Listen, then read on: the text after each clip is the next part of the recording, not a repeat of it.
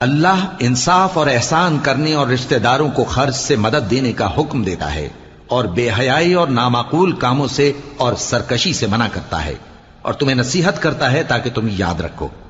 اور جب اللہ سے عہد کرو تو اس کو پورا کرو، اور جب پکی قسمیں کھاؤ تو ان کو مت توڑو کہ تم اللہ کو اپنا ضامن مقرر کر چکے ہو،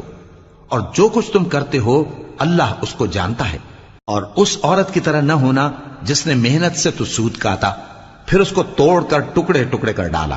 کہ تم اپنی قسموں کو آپس میں اس بات کا ذریعہ بنانے لگو کہ ایک گروہ دوسرے گروہ سے زیادہ غالب رہے۔ بات یہ ہے کہ اللہ تمہیں اس سے آزماتا ہے، اور جن باتوں میں تم اختلاف کرتے ہو قیامت کے دن اس کی حقیقت تم پر ظاہر کر دے گا۔ اور اگر اللہ چاہتا تو تم سب کو ایک ہی جماعت بنا دیتا، لیکن وہ جسے چاہتا ہے گمراہ رہنے دیتا ہے اور جسے چاہتا ہے ہدایت دیتا ہے۔ اور جو عمل تم کرتے ہو اس دن ان کے بارے میں تم سے